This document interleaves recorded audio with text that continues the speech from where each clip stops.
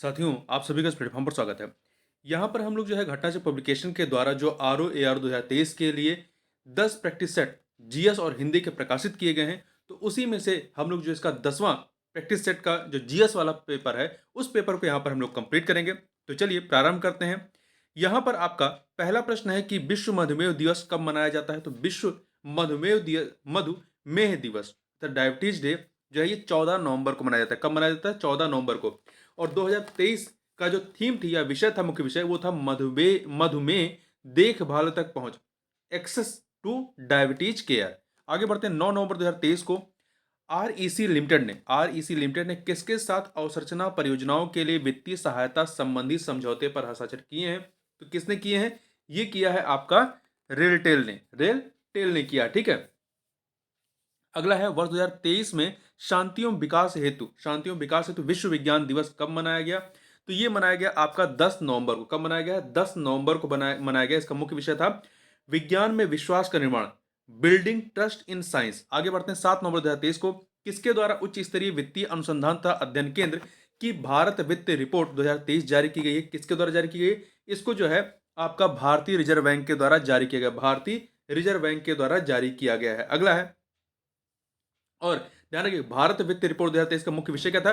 Connecting the last mile. आगे बढ़ते हैं। 6 नवंबर 2023 को ऑस्ट्रेलिया भारत शिक्षा एवं कौशल परिषद की पहली बैठक कहाँ आयोजित की गई? यह आईआईटी गांधीनगर गुजरात में आयोजित की गई थी।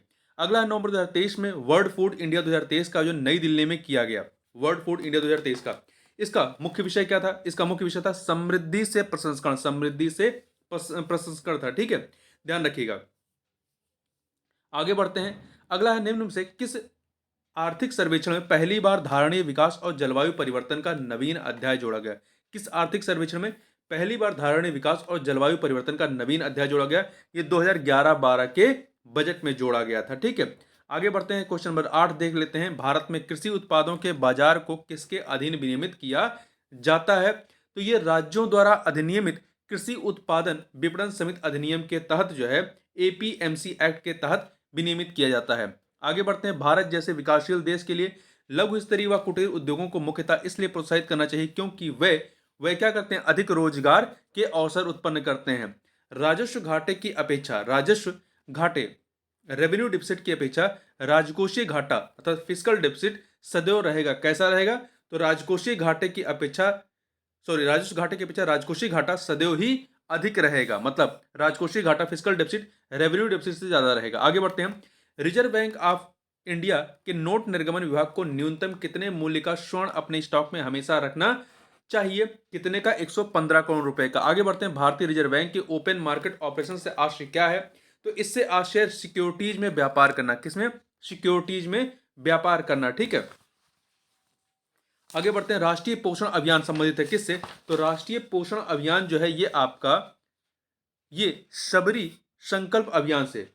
शबरी संकल्प अभियान मतलब देखिए, शबरी संकल्प अभियान राष्ट्रीय पोषण अभियान संबंधित है। इस योजना का उद्देश्य कुपोषण मिटाना। यह अभियान उत्तर प्रदेश में चलाया जा रहा है। अगला है, मानव निर्धनता सूचकांक किस वर्ष की मानव विकास रिपोर्ट में प्रस्तुत किया गया? मानव निर्धनता सूचकांक जो है ये प्रस्तुत किया गया था 1997 के मानव विकास रिपोर्ट में। 1997 के मानव विकास रिपोर्ट में। ठीक है, तब से यूएनडीपी मानव विकास रिपोर्ट में प्रतिवर्ष मानव निर्धनता सूचकांक को भी प्रकाशित करता रहा है। वर्ष 2010 से मानव विकास रिपोर्ट में एचपीआई के स्थान पर जो है बहुयामी निर्धनता सूचकांक मल्टी डायमेंशनल पॉवर्टी इंडेक्स को जो है प्रकाशित किया जाता है। आगे बढ़ते हैं। निम्नलिखित में से कौन विश्व के देशों के लिए सार्वभौमिक लैंगिक अंतराल सूचकांक या ग्लोबल जेंडर गैप इंडेक्स का श्रेणीकरण प्रदान करता है? मतलब ये इंडेक्स कौन जारी करता है? तो ये विश्व आर्थिक मंच वर्ल्ड इकोनॉमिक फोरम के द्वारा इसे जारी किया जाता है। ठीक है, 2006 से, वर्ष 2006 से। अगला है, भारत की वर्ष 2011 की जनगणना के आधार पर दिए गए राज्यों में से किस राज्य में जनसंख्या घनत्व सर्वाधिक है? उत्तर प्रदेश, पश्चिम बंगाल, तमिलनाडु, पंजाब। तो इसमें से आपका पश्चिम बंगाल हो जाएगा। पश्चिम बंगाल हो जाएगा सबसे अधिक। कहां पे? बिहार में। उसके बाद पश्चिम बंगाल है। ध्यान रखिएगा, 2011 की जनगणना के अनुसार सर्वाधिक जनघनत्व कहां पे है? बिहार में। उसके बाद दूसरे नंबर पश्चिम बंगाल, तीसरे पे केरल, उत्तर प्रदेश चौथे नंबर पे आता है। आगे बढ़ते हैं। भारत को एक संविधान देने का उद्देश्य प्रस्ताव संविधान सभा में कब पेश किया गया? तो ये आपका 13 दिसंबर 1946 को। प्रारूप समिति का गठन कब किया गया? तो प्रारूप समिति का गठन जो है 29 अगस्त 1947 को जो है डॉक्टर बी आर अंबेडकर की अध्यक्षता में 7 सदस्यीय कमेटी का गठन किया गया था। आगे बढ़ते हैं। संसद में प्रयोग की जाने वाली भाषा का संबंध, संसद में प्रयोग की जाने वाली भाषा का संबंध संविधान के किस अनुच्छेद से संबंधित है? तो यह जो है आपका अनुच्छेद 120, अनुच्छेद 120 से संबंधित है। उद्देशिका में वर्णित शब्दों का सही क्रम क्या है?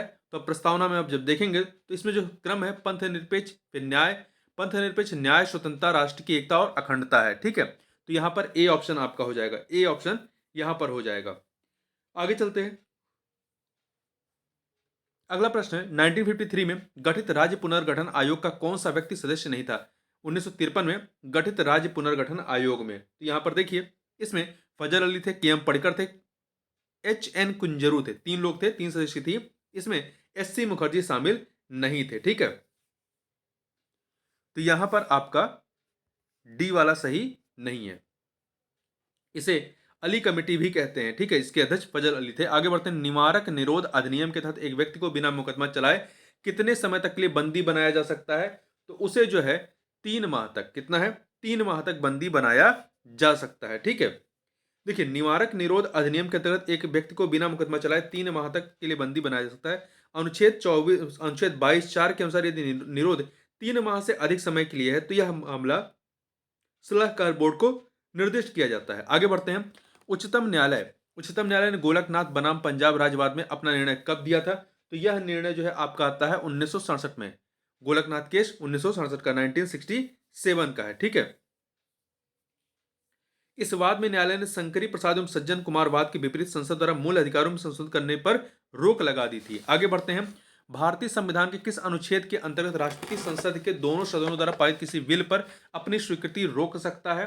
तो अनुच्छेद 111 के तहत, अनुच्छेद 111 के तहत। ठीक है, मतलब वो उस पर अपनी स्वीकृति रोक देगा अथवा विधेयक को पुनर्विचार हेतु सदनों को लौटा सकता है। आगे बढ़ते हैं। भारत के वर्तमान उपराष्ट्रपति जगदीप धनखड़ का उपराष्ट्रपति के रूप में कौन सा क्रम है? तो ये जो है क्रम इनका जो है वो 14वां नंबर के हैं, 14वां क्रम है। ठीक है, देखिए उपराष्ट्रपति के रूप में क्रम 14वां व्यक्ति क्रम के अनुसार, जबकि 13वें उपराष्ट्रपति हैं। आगे बढ़ते हैं। अगला है भारत का नियंत्रक एवं महालेखा परीक्षक अधिकतम कितने वर्ष तक अपने पद पर बना रह सकता है? भारत का नियंत्रक एवं महालेखा परीक्षक कैग जो है ये 65 वर्ष की आयु तक, 65 वर्ष की आयु तक अपने पद पर रह सकता है। ठीक है, नियंत्रक एवं महालेखा परीक्षक कर्तव्य, शक्तियां और सेवा की शर्तें अधिनियम 1971 के अनुसार नियंत्रक एवं महालेखा परीक्षक का कार्यकाल 6 वर्ष या अधिकतम 65 वर्ष की आयु, जो इनमें से जो भी पहले हो तक होता है। अगला 27 नंबर क्वेश्चन है आपका कि देखिए निम्नलिखित में से कौन सा कथन सही नहीं है? यहां पर आपके पास 4 कथन दिए गए हैं, बताना इनमें से कौन सही नहीं है। पहला, बिरसा मुंडा की जन्मतिथि 15 नवंबर को जनजातीय गौरव दिवस के रूप में मनाया जाता है, सही है। देश भर में 200 करोड़ रुपए के बजट से जनजातीय स्वतंत्रता सेनानी संग्रहालयों की स्थापना की जाएगी, सही है। राष्ट्रीय आदिवासी संग्रहालय गुजरात के सूरत जिले में स्थापित किया जा रहा है, यह कथन आपका गलत है, क्योंकि राष्ट्रीय आदिवासी संग्रहालय की स्थापना गुजरात के नर्मदा जिले में, गुजरात के नर्मदा जिले में, ना कि सूरत जिले में, गुजरात के नर्मदा जिले में, जिले के गरुड़ेश्वर में की जा रही है। यहां पे सी वाला गलत हो गया। डी, जनजातीय स्वतंत्रता सेनानी संग्रहालयों की स्थापना गुजरात, झारखंड, आंध्र प्रदेश, छत्तीसगढ़, केरल, मध्य प्रदेश, तेलंगाना, मणिपुर, मिजोरम तथा गोवा में होगी। आगे बढ़ते हैं।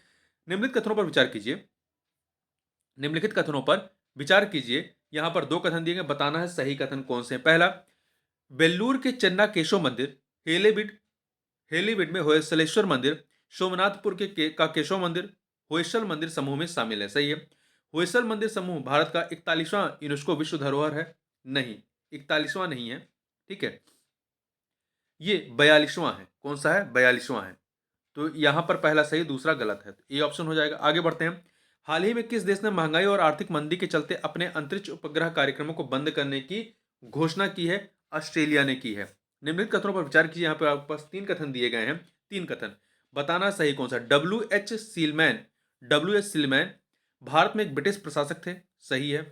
इन्होंने भारत में ठगी प्रथा के अंत में महत्वपूर्ण भूमिका निभाई, सही है। Journey through the kingdom of Awadh in the year 1949 to 50 report Sleeman ने लिखी थी। ये 3 के तीनों कथन ही क्या है? सही है। तो यहां पर डी ऑप्शन हो जाएगा। अगला है आईसीसी पुरुष क्रिकेट विश्व कप 2023 के संदर्भ में कौन सा या से कथन जो है वो सही नहीं है। तो देखिए यहाँ पर final match Narendra Modi stadium Ahmedabad में हुआ, सही है। इस विश्व कप में कुल 10 टीमों ने भाग लिया, सही है। यह भारत के विभिन्न 11 शहरों में आयोजित हुआ था, नहीं 10 शहरों में, 10 टीमों ने पार्टिसिपेट किया, 10 शहरों में आयोजित हुआ था, तो सी वाला गलत है। उत्तर प्रदेश की राजधानी लखनऊ में कुल 5 मैच हुए थे, सही है। निम्नलिखित कथनों पर विचार कीजिए। यहां पर आपके पास 3 कथन दिए गए हैं, ठीक है, 3, हाँ 3 कथन दिए गए हैं, बताना है इनमें से सही कौन सा है। तो देखिए पहला है पेरिस ओलंपिक 2024 का आधिकारिक नारा है गेम्स वाइड ओपन, सही है। पेरिस ओलंपिक 2024 के शुभंकर का नाम ओलंपिक फ्रिंज फ्रिंज है, जो फ्रिंजियन कैप पर आधारित है, सही है। पहला दूसरा सही है आपका। तीसरा, भारत के प्रधानमंत्री नरेंद्र मोदी ने जेएल नेहरू जवाहरलाल नेहरू स्टेडियम नई दिल्ली में खेलों के बारे में जागरूकता हेतु भारत इन पेरिस अभियान शुरू किया, यह कथन आपका सही नहीं है। भारत इन पेरिस अभियान भारतीय ओलंपिक संघ ने पेरिस ओलंपिक 2024 के पहले पूरे भारत में खेलों के बारे में जागरूकता पैदा करने और बढ़ावा देने के लिए शुरू किया, परंतु इसका जो है प्रारंभ प्रधानमंत्री मोदी ने नहीं किया था, ठीक है। तो यहां पर आपका पहला दूसरा सही है, तीसरा गलत है, तो आपका ए ऑप्शन हो जाएगा 1 और 2। आगे बढ़ते हैं। निम्नलिखित कथनों पर विचार कीजिए। यहां पर आपके पास 2 कथन दिए गए हैं। कितने कथन है? 2। बताना सही कौन सा। पहला, international institute of Indian democracy and election management की स्थापना वर्ष 2011 में हुई थी, यह कथन सही है। यह संस्थान भारत और विदेशों में अच्छी तरह से प्रशिक्षित और प्रतिबद्ध मानव संसाधनों की पीढ़ी तैयार करने में विशेषज्ञता रखता है, यह कथन भी सही है। 2 के दोनों कथन यहां पर क्या हो जाएंगे? सही हो जाएंगे, ठीक है। अगला, भारत में चुनाव आयोग ने सर्वप्रथम कब 2 अतिरिक्त चुनाव आयुक्त नियुक्त किए थे? तो ये किए थे 1989 1989 में। कब किए थे? 1989, 16 अक्टूबर 1989 को। अगला है, आप मेरे लिए नाराज मत होना, मेरी मौत अफसोस के लायक नहीं खुशी के लायक होगी, यह कथन किस क्रांतिकारी का है? ये कथन जो है किसका? ठाकुर रोशन सिंह का। किसका है? ठाकुर रोशन सिंह का है, ठीक है, जिन्होंने अपनी फांसी से ठीक पहले इसे कहा था। इनका जन्म उत्तर प्रदेश के शाहजहांपुर जनपद में हुआ था। अगला है, 2 यहां पर सूचियां राज्य और विधानसभा सीटें, बताना है कौन सा युग्म जो है वो सुमेलित नहीं है। तो देखिए यहां पर मणिपुर में 60 विधानसभा सीटें हैं। मणिपुर में आपकी 60 विधानसभा सीटें हैं, ठीक है। वहीं नागालैंड में 60 है, छत्तीसगढ़ में 70 नहीं है, छत्तीसगढ़ में 90 सीटें, छत्तीसगढ़ में 90 सीटें हैं, ठीक है। तो यहाँ पे सी वाला गलत है, हरियाणा में 90 सीटें हैं, सही है। निम्नलिखित कथनों पर विचार कीजिए। यहां पर आपके पास 3 कथन दिए गए हैं, 3 कथन दिए गए हैं, बताना है सही कौन से हैं। तो देखिए अरुणा आसफ अली का जन्म हरियाणा के कालका में हुआ था, सही है। अरुणा आसफ अली ने 1942 में भारत छोड़ो आंदोलन के समय मुंबई स्थित ग्वालियर टैंक मैदान में कांग्रेस का झंडा फहराया था, सही है। अरुणा आसफ अली 1958 में दिल्ली की पहली महापौर बनी थी, सही है। 3 के तीनों कथन सही है, डी ऑप्शन हो जाएगा। अगला है, निम्नलिखित में से कौन सुमेलित नहीं है? जो एसडीजी सस्टेनेबल डेवलपमेंट गोल्स हैं, कौन सा गोल किस समय से, ये यहां पर दिया गया है, बताना है इनमें से सही कौन सा नहीं है। तो देखिए एसडीजी 2 शून्य भूख से, एसडीजी 5 लैंगिक समानता, एसडीजी 10 जो है जलवायु कार्रवाई से संबंधित नहीं है। एसडीजी 10 जो है ये असमानता में कमी लाने के लक्ष्य है, जबकि जलवायु कार्रवाई जो है वो एसडीजी 13 में है। जलवायु कार्रवाई किसमें है? एसडीजी 13 में है, ठीक है। 10 में क्या है? 10 में आपका जो है असमानता में कमी लाना है, तो यहां पर सी वाला सही नहीं है। एसडीजी 15 क्या है? भूमि पर जीवन है, भूमि पर जीवन। आगे बढ़ते हैं, 39 नंबर क्वेश्चन देखते हैं। केंद्रीय गोवंश अनुसंधान संस्थान कहां पर है? केंद्रीय गोवंश अनुसंधान संस्थान उत्तर प्रदेश के मेरठ में है, उत्तर प्रदेश के मेरठ में है, ठीक है। यह भारतीय कृषि अनुसंधान परिषद द्वारा स्थापित किया गया है। इसे अलीगढ़ में शिफ्ट करने की योजना बनाई गई है। आगे बढ़ते हैं। अगला है किस देश की अदालत द्वारा 8 भारतीय पूर्व नौसैनिकों को मृत्युदंड की सजा सुनाई गई? कतर के द्वारा, कतर के द्वारा। अगला है, वर्ष 2021 के आंकड़ों के आधार पर विश्व में शीर्ष 2 एल्युमिनियम उत्पादक देश कौन से हैं? शीर्ष 2 एल्युमिनियम प्राइमरी उत्पादक देश कौन से हैं? तो इसमें चीन है और रूस। नंबर 1 पे चीन, दूसरे पे रूस है, चीन और रूस, सी ऑप्शन हो जाएगा। जनगणना 2011 के आधार पर न्यूनतम जनघनत्व वाले 3 राज्य, न्यूनतम जनघनत्व वाले, तो देखिए न्यूनतम जनघनत्व वाले में सबसे कम जनघनत्व कहाँ पे है? अरुणाचल प्रदेश, फिर मिजोरम है, फिर सिक्किम है। तो अरुणाचल प्रदेश, मिजोरम, सिक्किम, अरुणाचल प्रदेश, मिजोरम, सिक्किम। आगे बढ़ते हैं। निम्नलिखित कथनों पर विचार कीजिए। यहां पर आपके पास 2 कथन दिए गए हैं, 2 कथन दिए गए हैं, बताना है इनमें से सही कथन कौन से हैं, ठीक है। तो देखिए पहला, एनसीआर में उत्तर प्रदेश उपक्षेत्र के 8 जिले शामिल हैं, सही है। एनसीआर क्षेत्र के कुल क्षेत्रफल में उत्तर प्रदेश का लगभग 27% योगदान है या भाग है, ये दो के दोनों कथन सही है, इसलिए सी ऑप्शन हो जाएगा। 8 जिले कौन से हैं? मेरठ, गाजियाबाद, गौतम बुद्ध नगर, बुलंदशहर, हापुड़, बागपत, मुजफ्फरनगर और शामली। आगे बढ़ते हैं, निम्नलिखित में से कौन सा युग्म जो है वो सुमेलित नहीं है? कौन सा युग्म सुमेलित नहीं? देखिए, राष्ट्रीय उद्यमिता एवं लघु व्यवसाय विकास संस्थान कहाँ पे है? नोएडा में है, ये आपका नोएडा में है, ठीक है। न्यायिक प्रशिक्षण एवं अनुसंधान संस्थान, एवं अनुसंधान संस्थान, ये लखनऊ में है, ना कि प्रयागराज में, ठीक है। प्रयागराज में गोविंद बल्लभ पंत सामाजिक विज्ञान संस्थान है और हरिश्चंद्र अनुसंधान संस्थान है। National institute of cancer prevention and research Noida में है। भारतीय सब्जी अनुसंधान संस्थान वाराणसी में। प्रथम Govind Swarup life time achievement पुरस्कार 2022 किसे प्रदान किया गया? तो यह जो है आपका किसे दिया गया? प्रसिद्ध खगोल शास्त्री प्रोफेसर जयंत विष्णु नारिलिकर को दिया गया है, ठीक है। आगे बढ़ते हैं, निम्नलिखित में से वर्तमान संदर्भ में कौन सा विकल्प सुमेलित नहीं है? विभिन्न संस्थाओं के अध्यक्ष यहाँ पे दिए गए हैं, किसका सुमेलित नहीं? देखिए, राष्ट्रीय अल्पसंख्यक आयोग के अध्यक्ष कौन है? सरदार इकबाल सिंह है, सरदार इकबाल सिंह लालपुरा। लोकपाल अध्यक्ष कौन है? न्यायमूर्ति प्रदीप कुमार मोहंती हैं। मुख्य सूचना आयुक्त कौन है? मुख्य सूचना आयुक्त कौन है? पीके श्रीवास्तव नहीं है, बल्कि हीरालाल समारिया है, हीरालाल समारिया, तो सी सही नहीं है।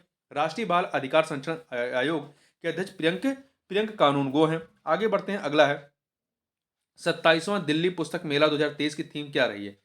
27वें दिल्ली पुस्तक मेला की थीम क्या रही है? तो इसकी थीम क्या थी? राष्ट्र निर्माण में पुस्तकें, राष्ट्र निर्माण में पुस्तकें थी, ठीक है। तो यहां पर आपका बी ऑप्शन हो जाएगा। अगला है, भारत के पहले अंडरग्राउंड पावर ट्रांसफार्मर केंद्र का उद्घाटन सितंबर 2023 में कहां पर किया गया? भारत के पहले अंडरग्राउंड पावर ट्रांसफार्मर केंद्र का उद्घाटन सितंबर 2023 में कहां पर किया गया? तो ये आपका कर्नाटक के बेंगलुरु में किया गया। 31 अक्टूबर 2023 को यूनेस्को ने विश्व के 55 नए शहरों को यूनेस्को क्रिएटिव सिटी नेटवर्क में शामिल किया। इनमें से जिन भारतीय शहरों को शामिल किया गया है, ग्वालियर और कोझिकोड, तो सी ऑप्शन हो जाएगा, ए एंड बी, ठीक है। कोझिकोड को साहित्य के उसमें कैटेगरी में और ग्वालियर को संगीत की कैटेगरी में रखा गया है, ठीक है। अगला निम्नलिखित में से किसने हितोपदेश का फारसी में अनुवाद किया था? हितोपदेश का फारसी में अनुवाद जो है ताज अल मुफ्ती अल मलिकी द्वारा, ताज अल मुफ्ती अल मलिकी द्वारा मुफरीह अल कुबाल नाम से किया गया था।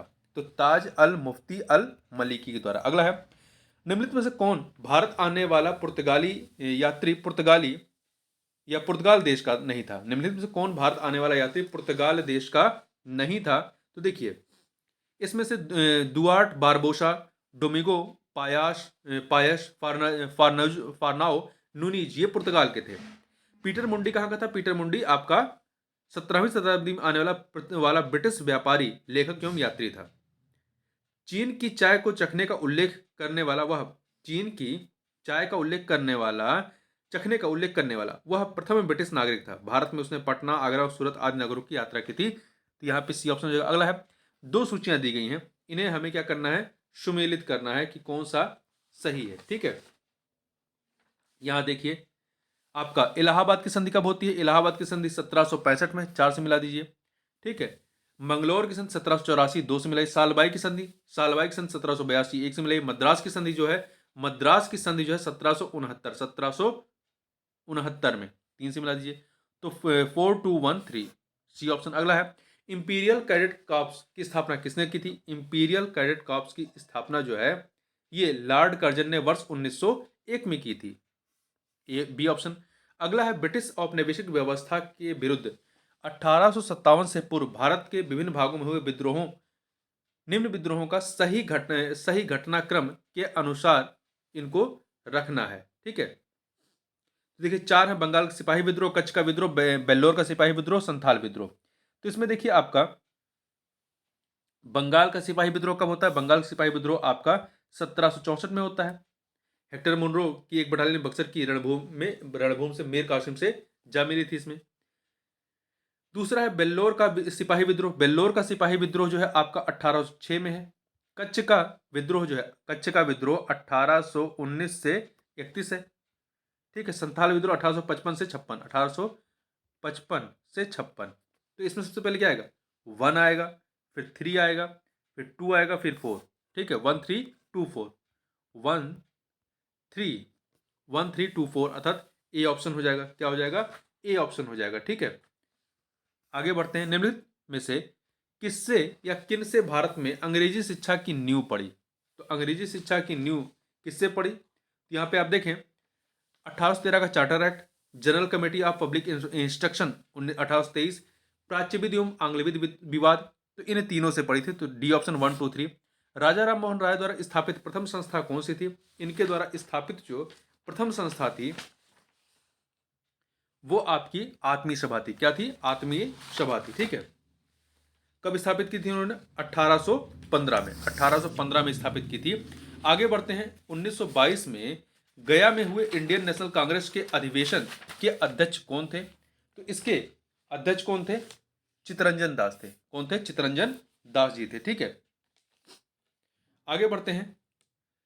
निम्नलिखित में से किसने बड़ी बुद्धिमानी के साथ अलीपुर षड्यंत्र के मामले में अरविंद घोष का बचाव किया था? तो किसने किया था? ये बचाव किया था चित्तरंजन दास ने। ठीक है, किसने किया था? चित्तरंजन दास जी ने किया था। अलीपुर षड्यंत्र केस कब का था? ये 1908 का था, 1908। अगला है स्वराज को बतौर राष्ट्रीय मांग के रूप में सर्वप्रथम रखा था। स्वराज को बतौर राष्ट्रीय मांग के रूप में किसने रखा था? ये रखा था आपका दादा भाई नौरोजी ने। दादा भाई नौरोजी ने 1906 में, ठीक है, रखा था कलकत्ता अधिवेशन में। निम्नलिखित में से किस केस की समस्त संसार में चर्चा हुई और अभियुक्तों के समर्थन में Albert Einstein, H G Wells Harold लास H G Wells, Harold Laski तथा रूजवेल्ट ने सहानुभूतिपूर्ण टिप्पणियां की थी। तो किस केस में की थी? इन्होंने मेरठ षड्यंत्र मुकदमा में, मेरठ षड्यंत्र मुकदमे में की थी। ठीक है, मेरठ षड्यंत्र मुकदमा कब होता है? ये आपका 1929 से 33 के मध्य में हुआ था। इस मामले में 33 श्रमिक नेताओं पर राजद्रोह का मुकदमा चलाया गया था। इसकी पूरे विश्व में चर्चा हुई और जो नाम लिए गए इनके द्वारा समर्थन या सहानुभूतिपूर्ण टिप्पणियां की गई थी। निम्नलिखित कथनों पर विचार कीजिए। निम्नलिखित कथनों पर विचार कीजिए। यहाँ पर दो कथन दिए गए हैं, बताना है सही कथन कौन से हैं। पहला देखिए, जवाहरलाल नेहरू ने दूसरे गोलमेज सम्मेलन 1932 में भारतीय राष्ट्रीय कांग्रेस का प्रतिनिधित्व किया था। नहीं, गलत है, महात्मा गांधी ने किया था। पहला गलत हो गया। कारण, गांधी इरविन समझौता 1931 में भारतीय राष्ट्रीय कांग्रेस दूसरे गोलमेज सम्मेलन में भाग लेना अंतर्निहित था। तो यहां पर कारण कथन गलत है, कारण सही है। अमेरिकी पत्रकार जो महात्मा गांधी के भारत छोड़ो आंदोलन के दौरान उनके साथ थे, उनका नाम क्या था? ये थे लुई फिशर। कौन थे? लुई फिशर थे। ठीक है, ध्यान रखिएगा। ये महात्मा गांधी के जीवनीकार थे। ये महात्मा गांधी के जीवनीकार थे। आगे बढ़ते हैं।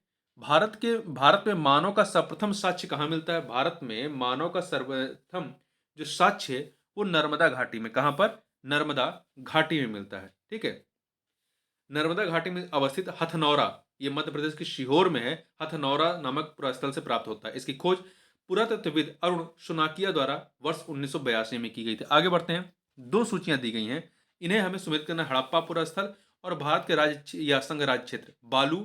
ये जो हड़प्पा पुरास्थल कहाँ पे? हरियाणा में है। हरियाणा 3 से मिलाइए। मांडा जम्मू कश्मीर में 2 से मिला दीजिए। पाडरी पाडरी गुजरात में है 4 में। हुलास जो है उत्तर प्रदेश में है। तो 1 हो जाएगा। 3241, 3241 बी ऑप्शन हो जाएगा आपका।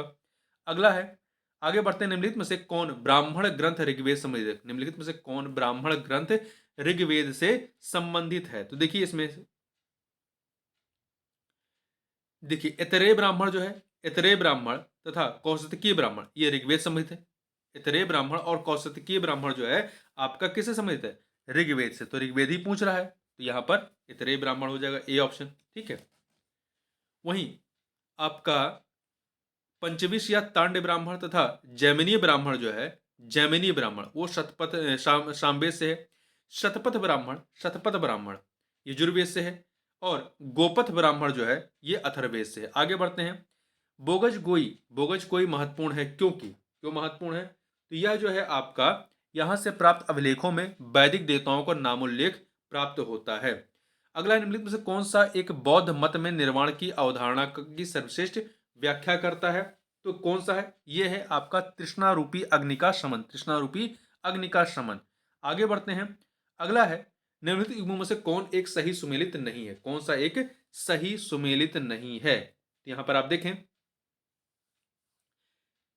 कौन सा सही सुमेलित नहीं। पहला है सर्ववर्मन, का संबंध गया ताम्रपत्र से नहीं, सर्ववर्मन का संबंध गया गया ताम्रपत्र से नहीं है। देखिए ये गया का नहीं है, ये बल्कि कहां से, असीरगढ़ से प्राप्त हुआ है। सर्ववर्मन का ताम्र मुद्राभिलेख असीरगढ़ से प्राप्त हुआ, ना कि गया से। तो यहां पर ए वाला सही नहीं। ईश्वर वर्मन का जौनपुर प्रस्तर अभिलेख है। ईशान वर्मन का हरहा पाषाण अभिलेख है। जीवित गुप्ता द्वितीय का देव बरनाक अभिलेख है। अगला है, निम्नलिखित में से किस मंदिर परिसर में एक भारी भरकम नंदी की मूर्ति है जिसे भारत की विशालतम नंदी मूर्ति कहा जाता है? तो यह है बृहदेश्वर मंदिर में। कहां पर है? बृहदेश्वर मंदिर में। ठीक है।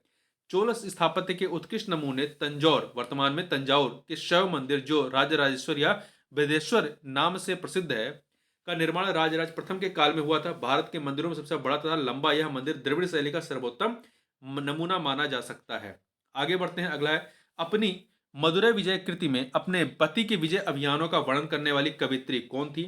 तो ये थी गंगा देवी। कौन थी? गंगा देवी। ठीक है। देखिए 1352 से 1353 ईस्वी में हरिहर प्रथम ने मदुरा विजय हेतु दो सेनाएं भेजी। एक कुमार संवल के नेतृत्व में, दूसरी कुमार कंपन के नेतृत्व में। कुमार कंपन अड्यार ने मदुरा को जीतकर उसे विजयनगर में शामिल कर लिया। उसकी पत्नी गंगा देवी ने, मतलब किसकी पत्नी ने? कुमार कंपन की पत्नी ने, पत्नी गंगा देवी ने अपने पति की विजय का अपने ग्रंथ मदुरा विजयम में सजीव वर्णन किया। कुमार कंपन बुक्का राय प्रथम के पुत्र थे। आगे बढ़ते हैं। जाबती जाबती प्रणाली किसकी उपज थी? तो जाबती प्रणाली यदि आप बात करें तो ये आपका अकबर की उपज थी। ठीक है। अकबर के शासनकाल में भू राजस्व वसूली के लिए जाबती प्रणाली का प्रचलन हुआ, जो भूमि सर्वेक्षण, भू राजस्व निर्धारण के लिए दस्तूर उल अमल तथा जाबती खसरे पर आधारित थी। साम्राज्य के अधिकतर भूभाग में यही प्रणाली प्रचलित थी। अगला, भारत में जनसंख्या के अनुसार तीसरा एवं क्षेत्रफल में 12वां राज्य, जनसंख्या में तीसरा और क्षेत्रफल में 12वां राज्य कौन सा है? यह है बिहार। अगला है, निम्नलिखित में से कौन सी एक नदी भारतीय गंगा नदी बेसिन का हिस्सा नहीं है? तो देखिए पुनपुन, जलंगी, अजय, जोंक नदी जो है ये आपका गंगा नदी बेसिन का हिस्सा नहीं है। यह महानदी बेसिन का हिस्सा। किसका है? महानदी बेसिन का हिस्सा है, जो कि महानदी की सहायक नदी है। ठीक है।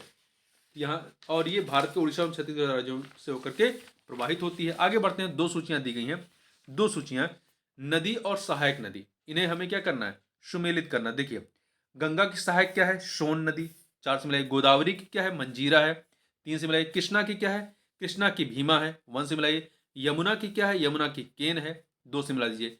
गंगा की सोन है, गोदावरी की मंजीरा है, कृष्णा की भीमा है और यमुना की केन है। तो 4-3-2-1 4-3-1-2 आपका डी ऑप्शन हो जाएगा। निम्नलिखित में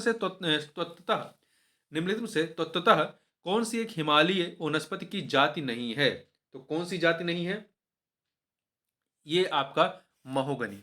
ये हिमालयी वनस्पति की जाति नहीं। जूनिफर, सिल्वर सुप्रस स्पुरस है, परंतु महोगनी नहीं है। ठीक है। महोगनी जो है उष्णकटिबंधीय क्षेत्र, महोगनी जो है उष्णकटिबंधीय क्षेत्र के जो वृक्ष होते हैं उससे संबंध रखता है। आगे बढ़ते हैं। दो सूचियां दी गई हैं, इन्हें हमें क्या करना है? सुमेलित क्रांति और उसका संबंध किससे है? ठीक है। तो देखिए यहां पर आपका गोल्डन क्रांति बागवानी और शहद। ग्रे क्रांति किससे संबंधित? ग्रे क्रांति ये उर्वरक। 4 से मिला दीजिए। पीली क्रांति तिलहन उत्पादन 1 से। काली क्रांति या ब्लैक क्रांति किससे है? ये आपका पेट्रोलियम उत्पादन से। 3 से मिला दीजिए। तो 2413 सी ऑप्शन हो जाएगा। अगला है, शुष्क भूमि के लिए सर्वाधिक उचित फसल कौन सी है? शुष्क भूमि के लिए सर्वाधिक उचित फसल कौन सी है? तो ये है आपकी इनमें से गन्ना, जूट, गेहूं, मूंगफली में से मूंगफली है। ठीक है। कौन सी है? मूंगफली है। मूंगफली यह शुष्क प्रदेशों की वर्षा आधारित खरीफ फसल है।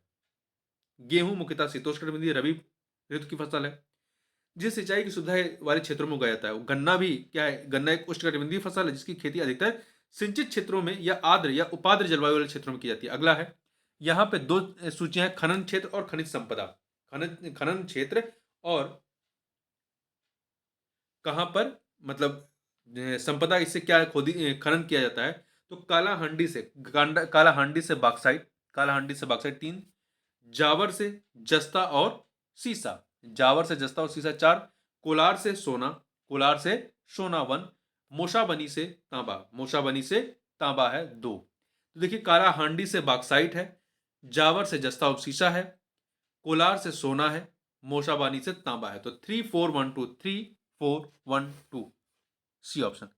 आगे बढ़ते हैं। निम्नलिखित में से कौन सुमेलित नहीं है? कौन सा सुमेलित नहीं है? देखिए बैलाडीला मध्य प्रदेश में नहीं है। बैलाडीला कहाँ पे? छत्तीसगढ़ में। बैलाडीला आपका छत्तीसगढ़ में है, छत्तीसगढ़। तो ए वाला सही नहीं है, ये खनिज उत्पादन क्षेत्र है। कमानगुंडी, कमानगुंडी कर्नाटक में है। सिंहभूम झारखंड में है। मयूरभंज उड़ीसा में। सिंहभूम, ध्यान रखिए, सिंहभूम झारखंड में, मयूरभंज उड़ीसा में। भूपर्पटी में बहुतायत से पाया जाने वाला रासायनिक तत्व कौन सा है? तो ये है आपका ऑक्सीजन। 46.6% पाया जाता है। तो यहां पर ये ऑप्शन हो जाएगा। अगला है, दो सूचियां दी गई हैं, पर्वत शिखर और महाद्वीप। पर्वत शिखर और महाद्वीप, इन्हें हमें क्या करना है?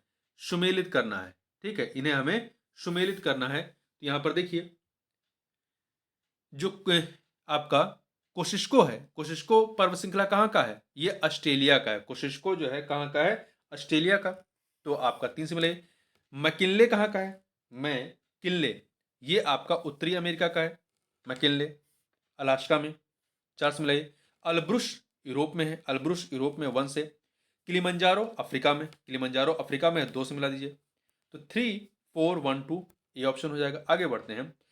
निम्नलिखित में से कौन सी दक्षिण अटलांटिक महासागर की शीतल धारा है? निम्नलिखित में से कौन सी दक्षिण अटलांटिक महासागर की शीतल धारा है?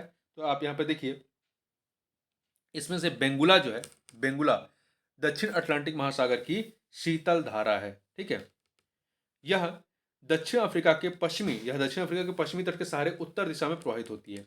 आगे बढ़ते हैं। दो सूचियां दी गई हैं, इन्हें हमें क्या करना है? सुमेलित करना है। नदी और किस शहर, मतलब कौन सा नदी किस कौन सा शहर किस नदी किनारे है?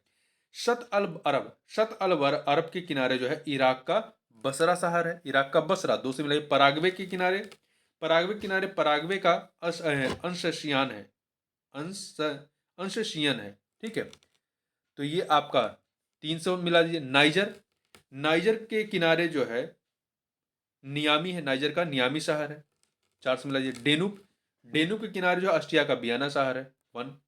तो 2341 डी ऑप्शन।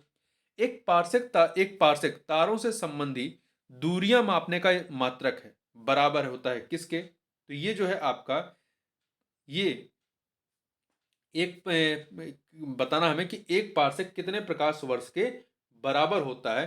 तो ये 3.26, एक पार्सेक जो है 3.26 प्रकाश वर्ष के बराबर होता है। अगला है, तेल जल के तल पर फैल जाता है। तेल जो है जल के तल पर फैल जाता है, क्यों? क्यों फैल जाता है? क्योंकि तेल का तनाव जो होता है पानी से कम होता है। तेल का तनाव जो होता है पानी से कम होता है, इसलिए वो क्या होता है? फैल जाता है। जिसका तनाव कम होगा वो फैलेगा। ठीक है, तो तेल का पृष्ठ या तल तनाव पानी की अपेक्षा कम होना तेल के जल के तल पर फैल जाने के कारण है। आगे बढ़ते हैं। दृष्टि पटल या रेटिना पर जो चित्र बनता है, वो चित्र कैसा बनता है? वो वस्तु से छोटा और उल्टा बनता है। वस्तु से छोटा और उल्टा बनता है। आगे बढ़ते हैं। ठंडे देशों में पारा के स्थान पर अल्कोहल को तापमापी द्रव के रूप में वरीयता दी जाती है। क्यों? क्योंकि अल्कोहल का द्रव्यांक निम्नतर होता है। आगे बढ़ते हैं। म्यूजिक कंसर्ट के लिए हाल की दीवारों को क्या करते हैं? इसकी दीवारों को जो है ध्वनि का अवशोषण करना चाहिए। अगला है, निम्नलिखित में से किसका नाभिकीय ईंधन के रूप में प्रयोग नहीं किया जा सकता है? तो किसका नहीं कर सकते हैं? यूरेनियम का कर सकते हैं, थोरियम प्लूटोनियम कर सकते हैं, परंतु कैल्शियम का जो है नाभिकीय ईंधन के रूप में प्रयोग नहीं कर सकते, क्योंकि ये नाभिकीय एलिमेंट नहीं, मतलब नाभिकीय ईंधन वाला नहीं है ये। ठीक है, आगे बढ़ते हैं। निम्नलिखित में से किस समूह में केवल आउटपुट डिवाइस है? किसमें केवल आउटपुट डिवाइस? देखिए आपका plotter printer monitor, plotter printer monitor, ये जो है आपके क्या है? ये आउटपुट डिवाइस है। जबकि स्कैनर इनपुट है। ठीक है, कीबोर्ड इनपुट है, माउस इनपुट है। आगे चलते हैं। किस सिद्धांत पर जेट इंजन कार्य करता है? तो जेट इंजन जो है रैखिक संवेग संचरण के सिद्धांत पर कार्य करता है। अगला है, निम्नलिखित वैज्ञानिकों में से कौन अपने बेटे के साथ भौतिकी के नोबेल पुरस्कार का सह विजेता थे? तो कौन थे? ये थे आपके William Henry Bragg. William Henry Bragg थे।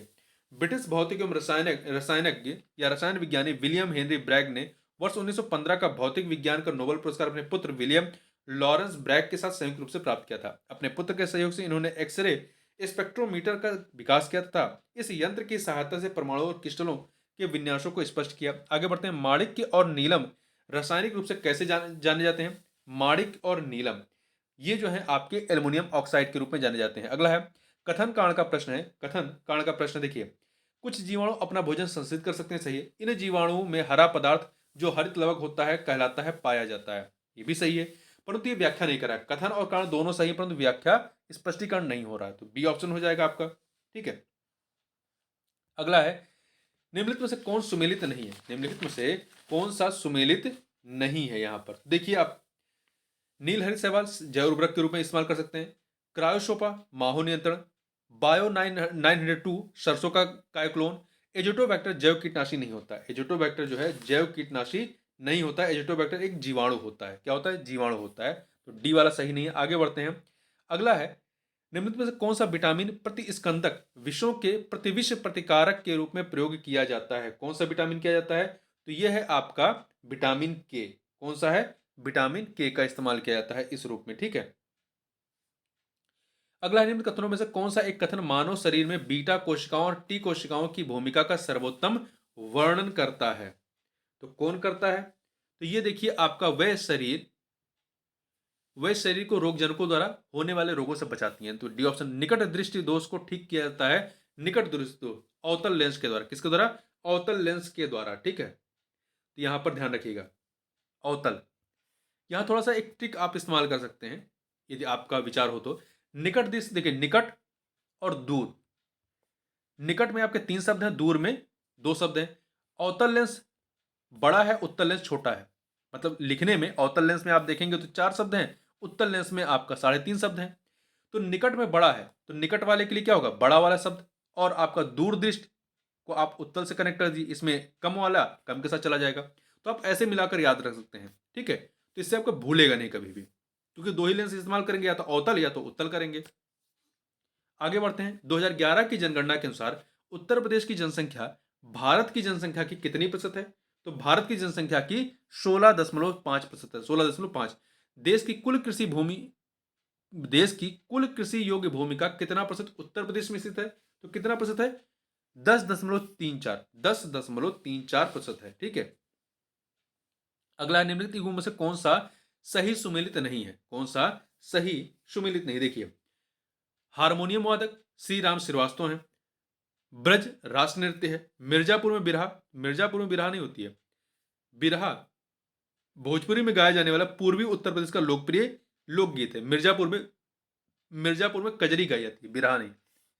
ठीक है, बिरहा आपका पूर्वांचल पूर्वी साइड में हो जाएगा आपका। गायकी मुबारक अली खां। उत्तर प्रदेश में आलू का अनुसंधान केंद्र किस जिले में स्थित है? तो ये आपका उत्तर प्रदेश में पूछ रहा है, उत्तर प्रदेश में कहां पर है? ये आपका उत्तर प्रदेश में मेरठ में है। ऐसे देखें तो केंद्रीय आलू अनुसंधान संस्थान कहां पे है? हिमाचल प्रदेश के शिमला में। इसके 7 क्षेत्रीय अनुसंधान स्टेशन है। कुफरी फागू ये हिमाचल प्रदेश में है, मोदीपुरम ये उत्तर प्रदेश के मेरठ में है, जालंधर पंजाब में, ग्वालियर मध्य प्रदेश, पटना बिहार, शिलांग मेघालय में, ऊटी तमिलनाडु में। ठीक है, तो उत्तर प्रदेश में जो है वो आपका मेरठ के मोदीपुरम में। आगे बढ़ते हैं, निम्नलिखित में से कौन सी अनुसूचित जनजाति उत्तर प्रदेश के वाराणसी जिले में नहीं पाई जाती है?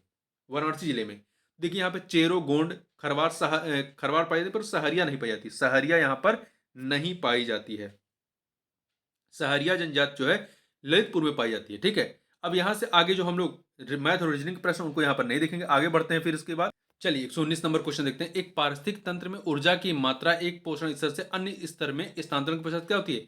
घटती है। ठीक है, अगले स्तर पर केवल 10% पहुंचता है, तो यहाँ पर बी ऑप्शन हो जाएगा। अगला है, राष्ट्रीय उद्यानों में आनुवंशिक विविधता का रखरखाव किया जाता है किस प्रकार से? इन सीटू संरक्षण के द्वारा, इन सीटू संरक्षण के द्वारा, ये ऑप्शन हो जाएगा। आगे बढ़ते हैं, निम्नलिखित में से किसने सुझाया था कि पृथ्वी का धुरी पर अवस्था बदलना जलवायु परिवर्तन के लिए कारक है? यह सुझाया था किसने?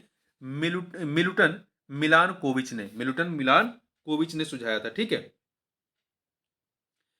ये सर्बिया के खगोलविद थे। आगे बढ़ते हैं, अगला है निम्नलिखित दशाओं में से कौन वैश्विक ताप के असर को इंगित करता है? हिमानी का पिघलना, सागरीय तल में उत्थान, मौसमी दशाओं में परिवर्तन, ग्लोबी तापमान वृद्धि, ये सभी के सभी करते हैं। तो 1 2 3 4 सभी चारों डी ऑप्शन हो जाएगा। अगला है डी ऑप्शन। दो सूचियां दी गई हैं। भारतवर्ष में अधिनियमों के नाम और किस वर्ष वो अधिनियम आए थे, इन्हें हमें सुमेलित करना है। ठीक है, तो देखिए यहां पर वन संरक्षण अधिनियम कब का है? 1980 का, वन से मिला दीजिए। पर्यावरण संरक्षण अधिनियम 1986 का, दो से मिलाइए। वायु प्रदूषण निवारण एवं नियंत्रण अधिनियम 1981 का है, 1981 का, तीन से मिलाइए। जल प्रदूषण नियंत्रण अधिनियम 1974 का है, चार से मिलाइए। तो 1 2 3 4, 1 2 3 4, 1 2 3 4 आपका डी ऑप्शन। अगला है, दो सूचियां दी गई हैं, दो सूचियां हैं, राज्य और राष्ट्रीय उद्यान, राज्य और राष्ट्रीय उद्यान। तो यहां पर देखिए इन्हें हमें सुमिलित करना। देखिए बांदीपुर राष्ट्रीय उद्यान का कहां पे है? ये कर्नाटक में है, तो कर्नाटक वाले को एक से मिला दीजिए। राजा जी राष्ट्रीय उद्यान कहां पे है? ये उत्तराखंड में है, तो दो से मिला यहां पर। शिमलीपाल कहां पे? उड़ीसा में, तीन से यहां मिला दीजिए। मानस कहां पे? असम में, तो यहां चार से मिलाइए। तो 2 4 3 1, 2 4 3 1 बी ऑप्शन हो जाएगा आपका। आगे बढ़ते हैं। अगला है, राष्ट्रीय चंबल अभ्यारण्य निम्नलिखित में से किस राज्य का हिस्सा नहीं है? तो ये आपका उत्तर प्रदेश, मध्य प्रदेश, राजस्थान का हिस्सा, परंतु हरियाणा का हिस्सा नहीं है। ठीक है, ये हरियाणा में फैला हुआ नहीं है, सी ऑप्शन। आगे बढ़ते हैं, 126 नंबर क्वेश्चन। अधूरे प्रज्वलन के कारण मोटर कार एवं सिगरेट से निकलने वाली रंगहीन गैस क्या होती है? कार्बन मोनोऑक्साइड होती है। क्या होती है? कार्बन मोनोऑक्साइड होती है, सी ऑप्शन। मेघ बीजन या कृत्रिम वर्षा में प्रयुक्त होता है क्या? तो इसके लिए आप जो है सिल्वर आयोडाइड, पोटेशियम आयोडाइड, शुष्क बर्फ या ठोस कार्बन डाइऑक्साइड, इन सभी का इस्तेमाल करते हैं। सिल्वर आयोडाइड, पोटेशियम आयोडाइड, शुष्क बर्फ, इन सभी का, तो डी ऑप्शन हो जाएगा यहां पर। अगला है, रेडियोधर्मी प्रदूषण से संबंधित निम्न कथनों में से कौन सही है? रेडियोधर्मी प्रदूषण संबंधित निम्न कथनों में से कौन सही है? यहां पर चार चार चीजें दी गई हैं, तो सही कौन सा है ये बताना है हमें। देखिए, यह पशुओं में अनुवांशिक परिवर्तन लाता है, सही है। यह मृदा में विद्यमान विभिन्न खनिजों को असंतुलित कर देता है, नहीं, ये कथन गलत है, दूसरा गलत है। तीसरा, यह रक्त संचार में व्यवधान पैदा करता, सही है। यह कैंसर पैदा करता, सही है। तो पहला तीसरा चौथा, पहला तीसरा चौथा, तो सी ऑप्शन। पीने के पानी को शुद्ध करने के लिए निम्नलिखित गैसों में से किसे प्रयोग में लाया जाता है? पीने के पानी को शुद्ध करने के लिए निम्नलिखित गैसों में से किसे प्रयोग में लाया जाता है? तो इसके लिए क्लोरीन का इस्तेमाल करते हैं। किसका? क्लोरीन का। अगला है, दो सूचियां दी गई हैं, संस्थान और शहर, इन्हें हमें सुमिलित करना है। वन अनुसंधान संस्थान कहां पे है? देहरादून में, तीन से मिलाइए। भारतीय चारागाह एवं चारा अनुसंधान संस्थान कहां पे? झांसी, चार से मिलाइए। केंद्रीय शुष्क क्षेत्र, केंद्रीय शुष्क क्षेत्र अनुसंधान संस्थान जोधपुर में है, तो वन से मिला दीजिए। भारतीय कृषि अनुसंधान संस्थान नई दिल्ली में है, तो दो से मिला दीजिए। 3 4 1 2 3, 3 4 1 2 बी ऑप्शन हो जाएगा। आगे बढ़ते हैं। निम्नलिखित अधिनियमों में से किस अधिनियम के फलस्वरूप वर्मा भारत से अलग हुआ? तो गवर्नमेंट ऑफ इंडिया एक्ट 1935 के माध्यम से अलग हुआ था। ठीक है, तो यहां पर सी ऑप्शन हो जाएगा। अगला है, दो सूचियां दी गई हैं, इन्हें संविधान के अनुच्छेद और उसका विषय क्या है, इसे हमें सुमेलित करना है। तो ठीक है, यहां पे देखिए आपका अनुच्छेद 124 में क्या है? संघीय न्यायपालिका, वन से मिले। अनुच्छेद 5 में क्या है? नागरिकता, दो से मिले। अनुच्छेद 352 में आकस्मिक प्रावधान है, तीन से मिला दीजिए। अनुच्छेद 245 में विधायी शक्तियों का वितरण है, चार से मिला दीजिए। तो 1 2 3 4 ए ऑप्शन हो जाएगा। आगे बढ़ते हैं। संविधान का कौन सा अनुच्छेद दोष सिद्ध के संबंध में अभियुक्तों को दोहरे दंड एवं स्व अभिशसन से संरक्षण प्रदान करता है? तो ये कौन सा है? ये है अनुच्छेद 20। कौन सा है? अनुच्छेद 20 है। ठीक है, आगे बढ़ते हैं। भारत के राष्ट्रपति अपनी शक्तियों का प्रयोग करते हैं किसके माध्यम से? मंत्रिमंडल के द्वारा। ठीक है, नहीं, इसको कह सकते हैं स्वयं ही अपने अधीनस्थ अधिकारियों द्वारा, उसी में आपका मंत्रिपरिषद, मंत्रिमंडल नहीं, मंत्रिपरिषद आ जाएगा। ठीक है, ये ऑप्शन हो जाएगा, ए ऑप्शन हो जाएगा। आगे बढ़ते हैं। निम्नलिखित में से किसकी नियुक्ति भारत के राष्ट्रपति द्वारा की जाती है? किसकी नियुक्ति की जाती है? तो देखिए यहां पर वित्त आयोग के अध्यक्ष की और संघ राज्य क्षेत्र के मुख्यमंत्री की। योजना आयोग का उपाध्यक्ष जो है वो प्रधानमंत्री नियुक्त करता है। तो पहला और तीसरा, सी ऑप्शन। अगला है, कानूनी विषयों पर राज्य सरकार को कौन परामर्श देता है? तो ये होता है आपका एडवोकेट जनरल। ठीक है, एडवोकेट जनरल होता है। महान्यायवादी जो है राष्ट्रपति के स्तर पर होता है, केंद्र के स्तर पर होता है। ठीक है, ये 165 में इसका उल्लेख है, 165 इसका, महान्यायवादी का 76 में है। आगे बढ़ते हैं। 134 137 देखते हैं। किसी राज्य के मुख्यमंत्री समेत निम्नलिखित कथनों में से कौन सा एक जो है वो सही नहीं है? मुख्यमंत्री राज्यपाल द्वारा नियुक्त किए जाते हैं, सही है। सामान्यतः मुख्यमंत्री मंत्रिपरिषद की बैठकों की अध्यक्षता करते हैं, सही है। राज्यपाल मुख्यमंत्री की सलाह पर अपने समस्त कृत्यों का प्रयोग करते हैं, नहीं। उनके पास अपनी क्या कहते हैं विवेकाधिकार शक्तियां भी होती हैं, ठीक है। उनके पास में विवेकाधिकार भी शक्तियां होती हैं, तो वो मुख्यमंत्री के सलाह के बगैर भी कार्य कर सकते हैं। यहाँ पे सी ऑप्शन सही नहीं है। अगला है मंत्रियों की नियुक्ति राज्यपाल मुख्यमंत्री की सलाह पर करते हैं, सही है। अगला है कथन कारण का प्रश्न है, कथन कारण का प्रश्न है। यहाँ पर देखिए सही कौन सा ये बताना है। अल्पसंख्यक शब्द की भारत के संविधान में परिभाषा नहीं दी गई, प्रयोग किया गया परंतु परिभाषा नहीं दी गई, सही है। कारण अल्पसंख्यक आयोग सांविधिक निकाय नहीं है, ये दोनों ही अपनी जगह पर सही है परंतु व्याख्या नहीं कर रहा है, ठीक है। देखिए जो आपका अल्पसंख्यक आयोग एक सांविधिक निकाय है, सांविधिक स्टेचुरी बॉडी है, ना कि आपकी कॉन्स्टिट्यूशनल बॉडी नहीं है, संवैधानिक नहीं है, संवैधानिक नहीं है, सांविधिक है, ठीक है। क्योंकि इसका गठन संसद द्वारा अधिनियमित अल्पसंख्यक आयोग अधिनियम 1992 के द्वारा किया गया। तो यहाँ पर दोनों सही परंतु व्याख्या नहीं हो रही, इसलिए बी ऑप्शन हो जाएगा। अगला है निम्नलिखित कथनों पर विचार कीजिए। यहाँ पर आपके पास दो कथन दिए गए हैं, बताना है सही कौन सा है। संयुक्त राज्य अमेरिका के मेरीलैंड शहर में डॉक्टर भीमराव अंबेडकर की 19 फीट ऊंची प्रतिमा का अनावरण अक्टूबर 2023 में किया गया, ये सही है। अक्टूबर 2023 में इस प्रतिमा को प्रसिद्ध मूर्तिकार भारतीय मूर्तिकार राम सुतार ने बनाया, इसका नाम स्टैच्यू ऑफ इक्वलिटी रखा गया है, ये कथन गलत है। देखिए इस प्रतिमा को नहीं सही है, इस प्रतिमा को जो है प्रसिद्ध भारतीय मूर्तिकार राम सुतार ने बनाया और इसका नाम क्या रखा गया, स्टैच्यू ऑफ इक्वलिटी। दो के दोनों कथन यहाँ पर सही है, पहला दूसरा, ये ऑप्शन हो जाएगा। अगला निम्नलिखित में से कौन सा कथन जो है वो सही नहीं है। भारत के संविधान सभा में कुल 15 महिला सदस्य थी, सही है। दक्षिणी बेलायुधन संविधान सभा की महिला सदस्यों में सबसे युवा थी, सही है। दक्षिणी बेलायुधन केरल की निवासी थी, सही है। वर्ष 2023 में दक्षिणी बेलायुधन की 115वीं जयंती मनाएगी, नहीं, 111वीं जयंती मनाएगी। कौन सी? 111वीं, ठीक है। यहाँ पे डी वाला सही नहीं है। केरल के एर्नाकुलम में इनका जन्म हुआ था। इस प्रकार से इस वीडियो में बस इतना ही, मिलते हैं नेक्स्ट वीडियो में, तब तक के लिए बहुत बहुत धन्यवाद।